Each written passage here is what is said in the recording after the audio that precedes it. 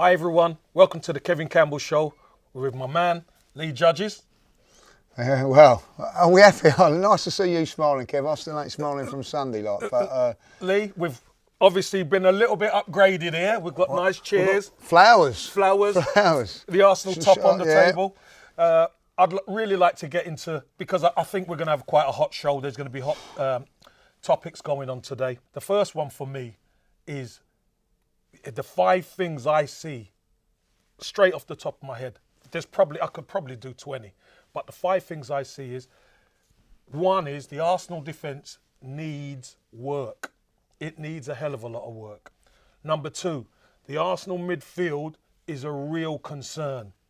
And I mean a real concern. Yeah. Number 3, this is my opinion, and I know I'm going to get some heat from this, but I don't care. I've got to say it. Granit Xhaka is not 100% not Arsenal captain material in my eyes. That's for sure. Number 4, whenever Alexandre Lacazette is fit, he has to play. We cannot afford to leave this guy out. And when he's not there, you could see the little things start to creep in, which turn to big things, and we fall apart. And number 5, one of the young players, Joe Willock, great to see him sign a new contract. To get him up to speed, he has to play more games. He has to get more game time because he's got everything, I think, this kid. I'm a big fan. I'm a big fan of it. So let's cover the first one.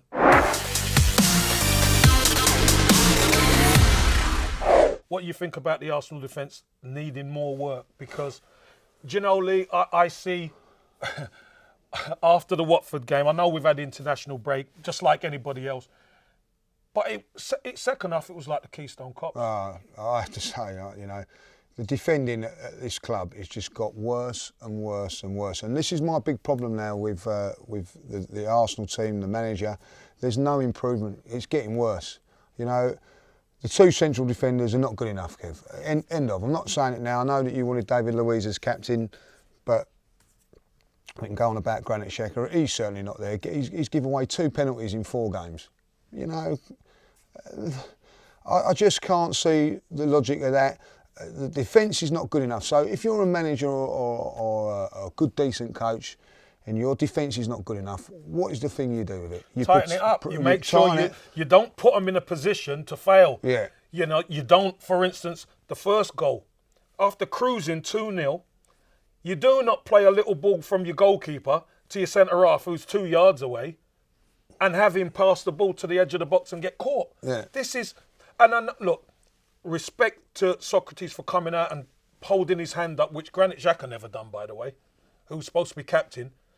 Well, he's used to it, Socrates, because he does it every week, so he's used to saying sorry. Yeah, but it should. Again, this stuff shouldn't be happening. Once you get caught twice, you're a fool if you get caught again. And we seem to be making the same mistakes. This is how I see it. I think you would agree with me. Tony Adams is the best centre-half I've seen at the Arsenal. Steve Bold, Martin Keown, Sol Campbell. You probably even go for Frank McClintock in the day, They had protection. As good as they were, they had protection, whether it be Vieira, Gilberto. You go back to Davis, Thomas, Rocastle, Kevin Richardson. Yeah, all those sort of players. You know what I mean? Now, some of them not internationals, Kev, but they done a job. Yes. Right. I see our defence, which is as weak as toilet paper. Let's be honest. It's weak, right? But it's being exposed all the time. You've got players leaving their stations all the time, whether it be Torreira, Xhaka. Look at the goal, the goal for the penalty. Yeah. Torreira has a shot from the 6 yard, just outside the 6 yard box. Goalkeeper gets within 3 passes. They've got a penalty. Mm-hmm. Where's the midfield? Where's the shape? I think what we're actually talking about is the discipline. That's what you're on about, discipline in the centre. Good point. Discipline in the centre of the pitch. And there's one of the lads, David Hillier, who many would forget weren't maybe the greatest player, but one thing he had discipline in the centre of the pitch. And he knew, if my mate had bombed forward, I've got to hold the centre of the pitch. There isn't that though, Kev. And we've lacked it for a long time. Xhaka was brought in to do that. Torreira was brought in to do that. And they're not doing it. No. So that is something that really needs to be addressed. So we were talking about the defence, and we've kind of morphed into the midfield because... Well, it's the whole thing, Kevin. It's not just it's when we haven't got the ball, whether it be the defence, yeah, the midfield. You know, we're the worst. We're the worst without the ball.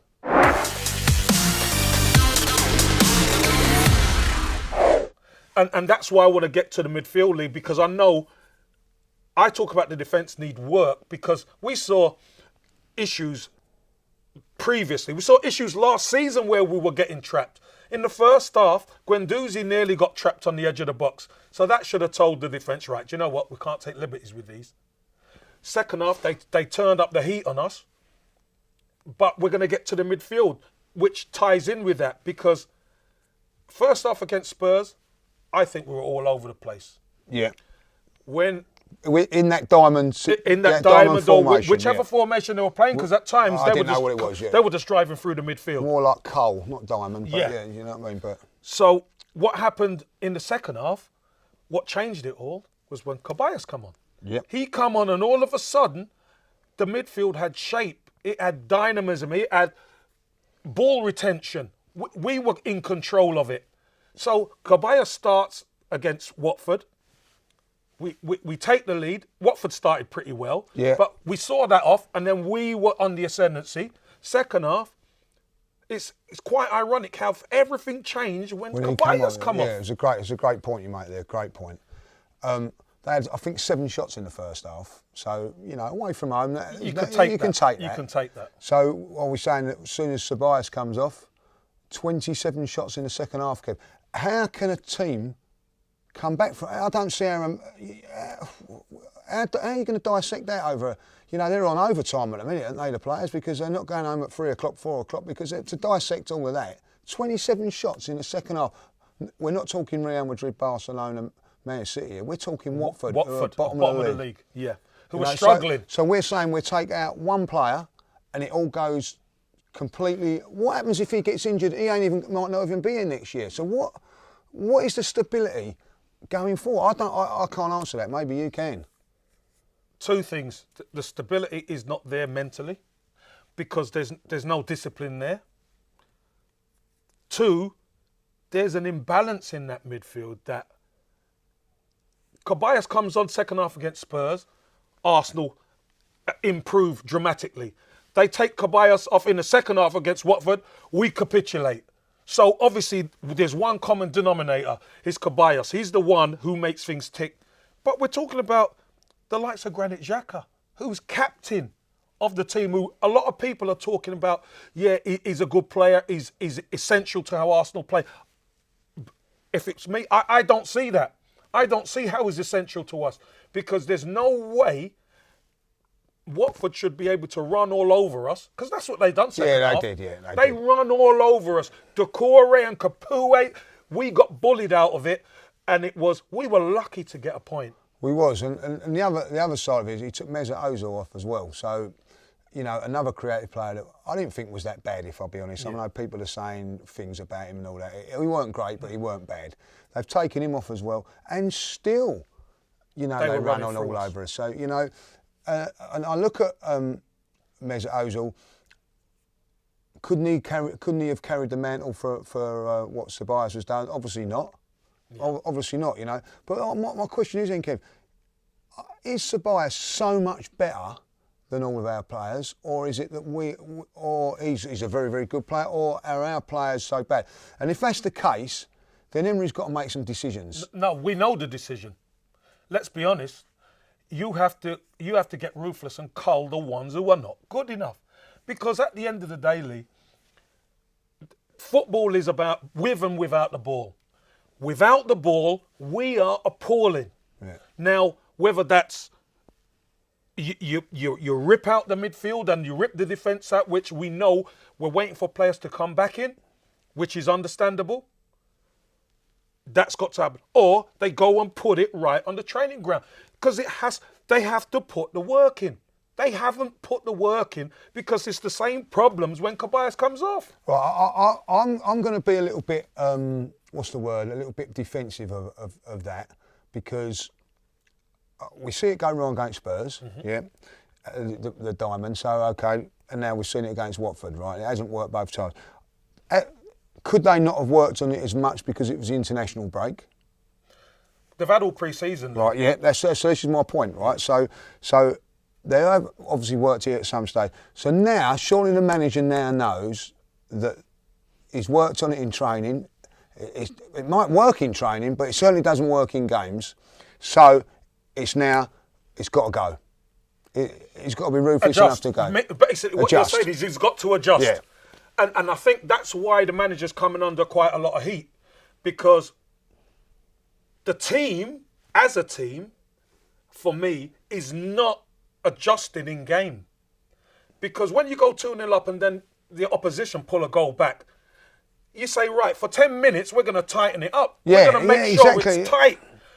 Go long if you have to. Listen, we've tried to play out from the back and we've got caught. So let's go long. Let's go and pick the set. Let's play ugly. Let's play ugly. Yeah. But you know what? I don't think this team can. No. This team can't win ugly. It can't do the dirty work that is needed against the likes of Watford. So you know what's going to be coming in the next games. Teams are going to start saying, do you know what? Let's get wired into Arsenal, because they've got a soft underbelly. When they're with the ball, we have to be vigilant. But you know what? We will get opportunities when we have the ball, because they're so poor without it.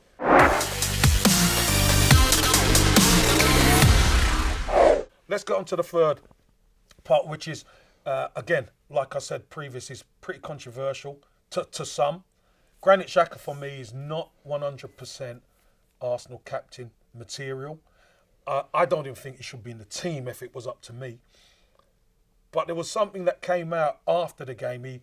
He came on Sky and he said, we were scared. He said that a couple of times. Now, that raises alarm bells for me, Lee. I'll be honest with you, because to wear that captain's armband of the Arsenal is a big privilege. And to not have the tenacity to stand up there and say, listen, we didn't play well in the second half, and we were lucky to get a point. But we're never scared of anybody.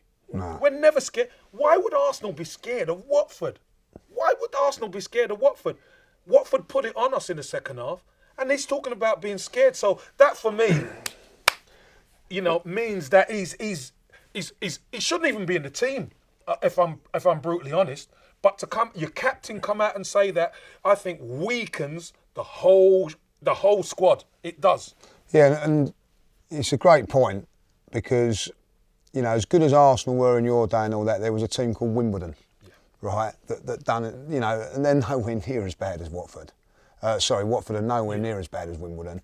But if you'd have said that, you're scared of going, or shown that you was worried about going up against them players, and unbelievably, going back into the history of it, we used to go to Player Lane and give them a good little turnover. They used to come up at Highbury and do a job on us sometimes, but where it was like that, this is what it shows you mentality. This shows you what we are as a team.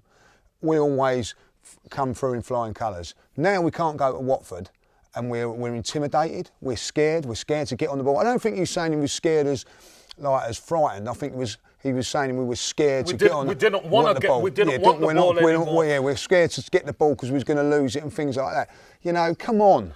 Professional. You see, this is the issue. Now, players not wanting the ball is a massive concern. Yeah, and I think that's what it was, Kev. Yeah. But it's a massive concern. When your captain comes out and says, we were scared, whether they were scared physically, psychologically, or even just to get on that ball and be an Arsenal player and play. Yeah. This, to me, is a massive worry. And that's why you're at Arsenal, Kevin, because it's brought into you as a young kid and as a fan coming up, Arsenal. It's the Arsenal. Yes. Right? So you should be able to get on the ball. Well, you know, we're one of the biggest and best clubs in the country. In the world. So when we go to teams, you should be comfortable, one, of getting the ball in any position because you play for Arsenal. Yeah. If you're not comfortable at doing that, then you shouldn't be asked. And that is my worry, my concern, that there are 4 or 5 players in that team that you know, can say, I'm very, very lucky to be playing for the Arsenal. And they're happy to hide, maybe. They're happy to be scared. But when it's all going nicey, they look nicey. But as you saw, it happened a few seasons ago at Watford, where Watford put it on us. We lost 2-1, yeah, exactly. Watford put it on us, and Troy Deeney came out and said about the cojones. Yeah. And, you know, people were in uproar. But if now... Well, Xhaka sort of said the same. He said the same thing. Now, for in me, different way. It's psychological, I believe. It's psychological as well. Because any player that comes into Arsenal, that has to be part of your spine. You have to have that. You may not have a great game. That is why you play for Arsenal, Kev. That Exactly. is why, otherwise you'd be playing for a lesser team. That is team. the one thing you've got to have to play for Arsenal, or one of the big guns. Yeah. If you cannot fight fire with fire, you shouldn't be at Arsenal. Exactly. And coming from the captain, that's why I question it.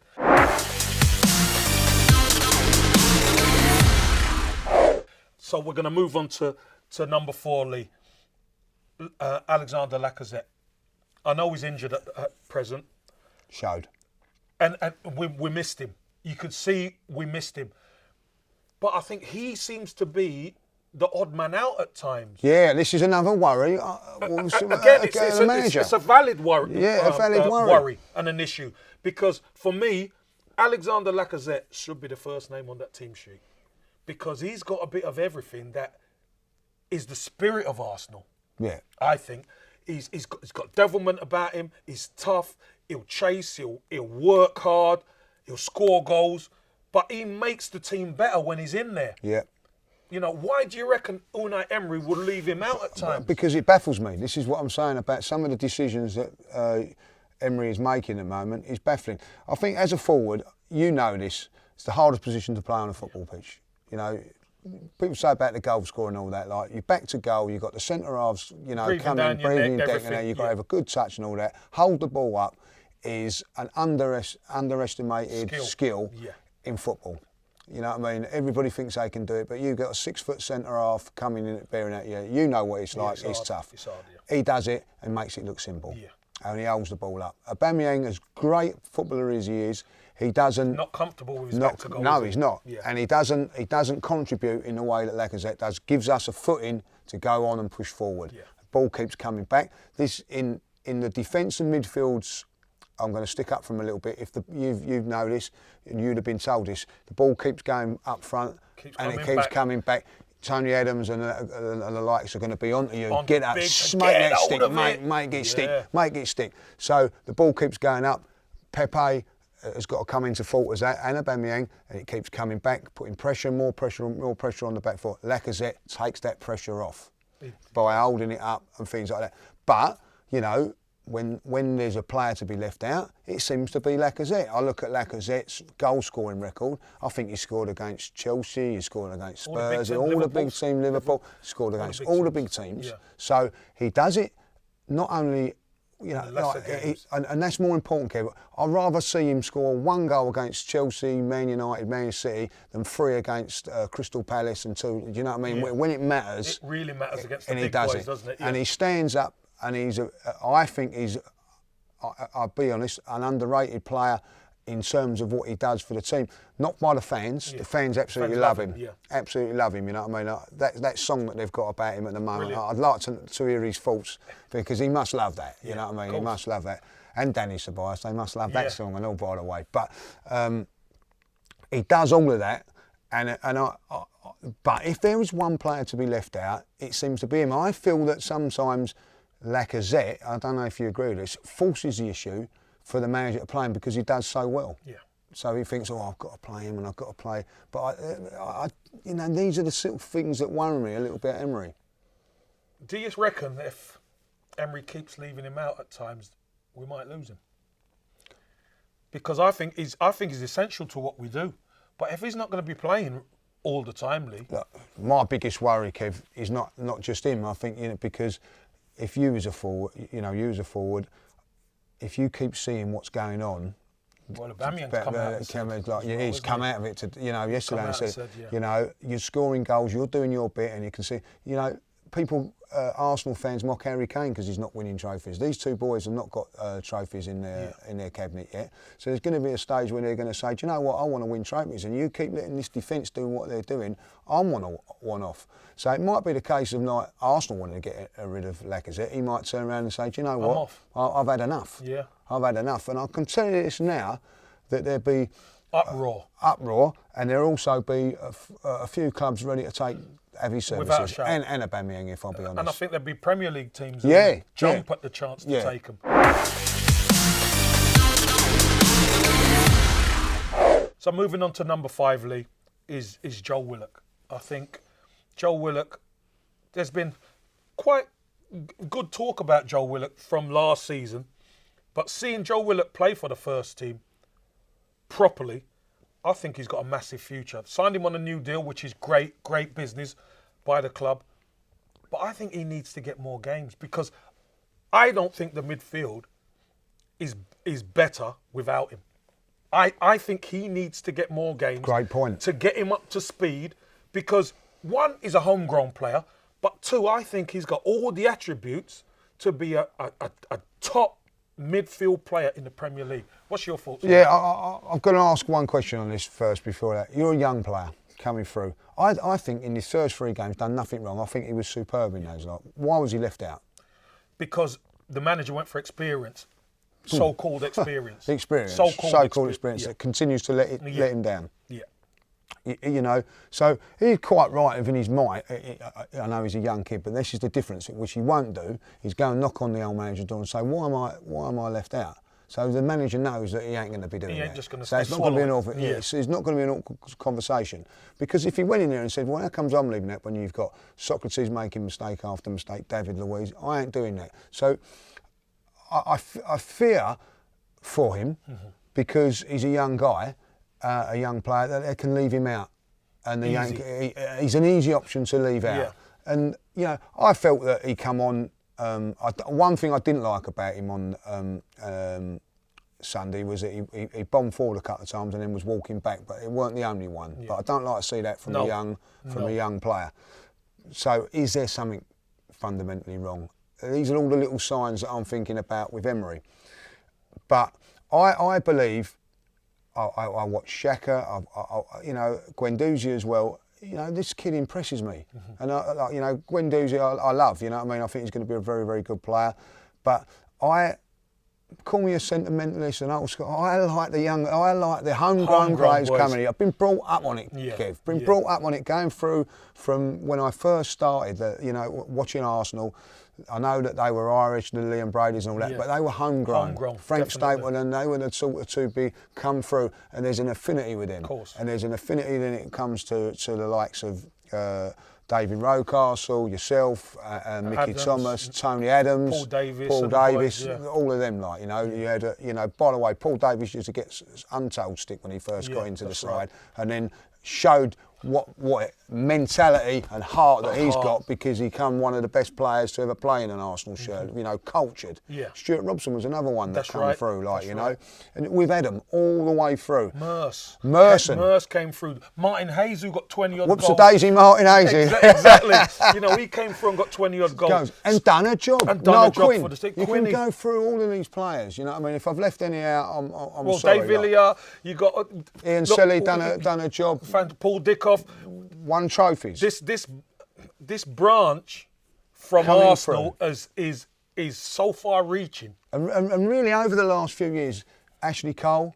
That's right. Was another. Then it's petered off. Petered off. So now I'm looking at it from a point of view of an Arsenal fan. There's 3 or 4 coming through, and it gives me a little bit of an affinity towards them even more. And we've got Reece Nelson. Difficult game for him on Sunday to come in there. I will give the manager credit there that he trusts him to do that. To put him on. To put him on, that's a big plus in his, for him, But I just feel with Willock, I look at him and I feel that if you're playing systems and whatever, at this moment in time, whether he's 21, 19 and he's not in the side, or he is in the side, he can come in and do a job. Do a job, yeah.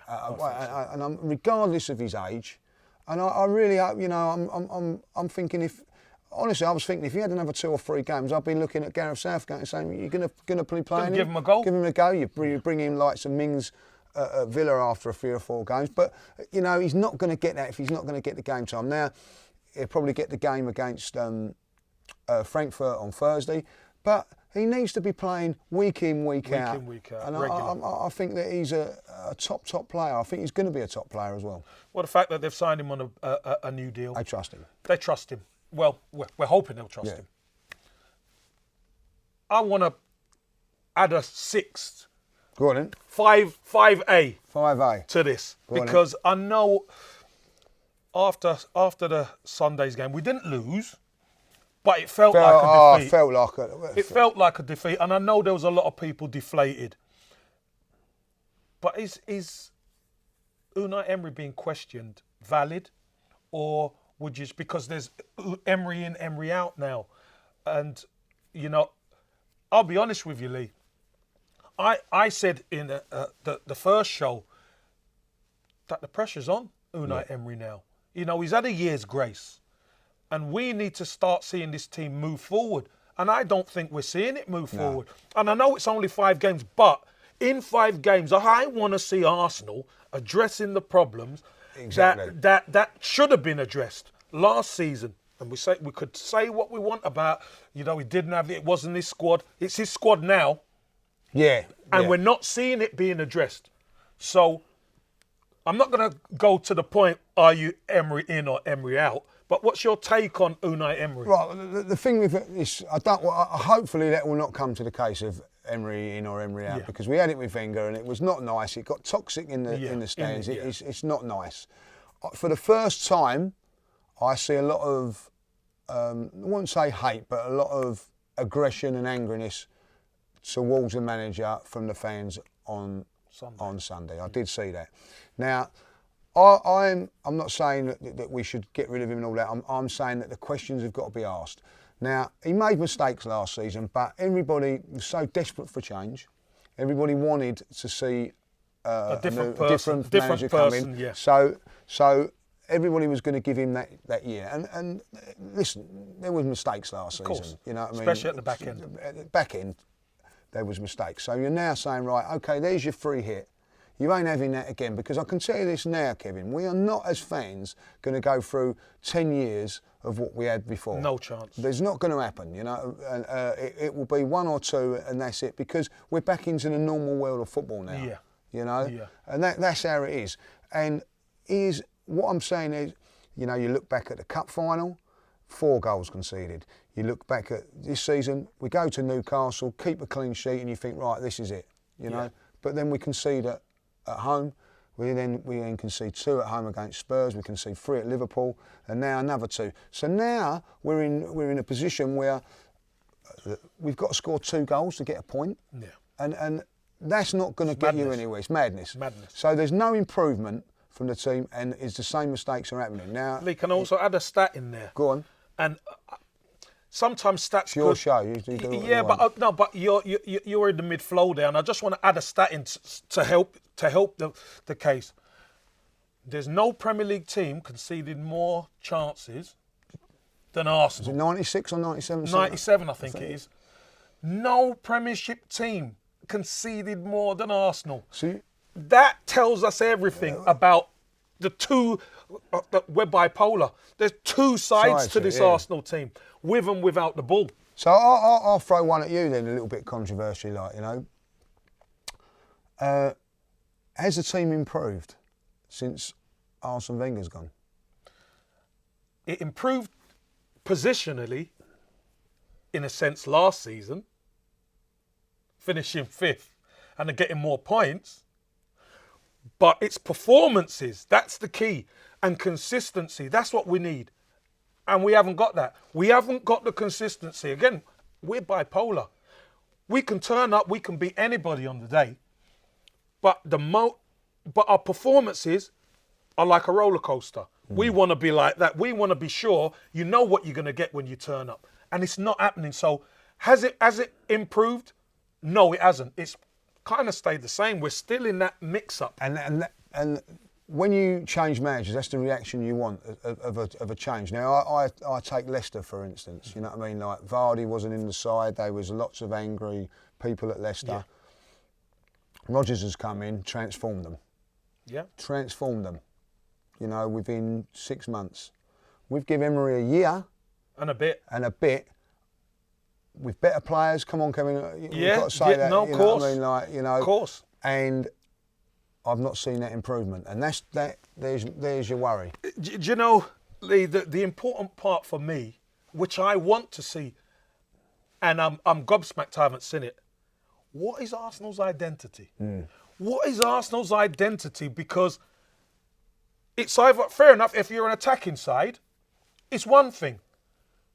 But there's got to be a bit of devilment and a bit of toughness in the team to get through. Unai Emery's had a year at it now. This isn't Spain. This is England. And if you're going to do it in England, if you haven't got a team who can do the work off the ball when they haven't got the ball, we're going to be in for a long old season. Look, one question I've got for you then. George Graham come in when you was playing, and it was a little bit like this. A little bit, you know, with Donnell, with a few new superstars, not quite doing it, whatever. Bang, got rid of them. With Unai Emery, do you think that maybe because, let's face it, I don't think he wants Mesut Ozil in the side. Do you think that there's a thing where it was a little bit easier for George Graham to get rid of these players, like the Charlie Nicholas of the world, where I think you're being a bit harsh there, because when George Graham first came in, the Viv Andersons, Charlie Nicholas were playing. But what he had was, he had a vision in his head and a system how he wanted Arsenal to play. Now, Charlie came up trumps in the League Cup, Liverpool's Cup, didn't he? Scored 2 goals, beat Liverpool after Rushy scored and all that, which was fantastic times for us. But he knew moving forward, I've got young, hungry guys coming behind who are going to take that spot. So I can afford to let Charlie go. I can afford to let Viv Anderson go. He knew he wanted Lee Dixon. He brought Bold in. He brought this. So he used to work on that back 4, back 5, back 6, back 7 with the 2 midfielders twice a week minimum. Is Emery doing it now? I don't think he is. No. Because you don't see the cohesion there.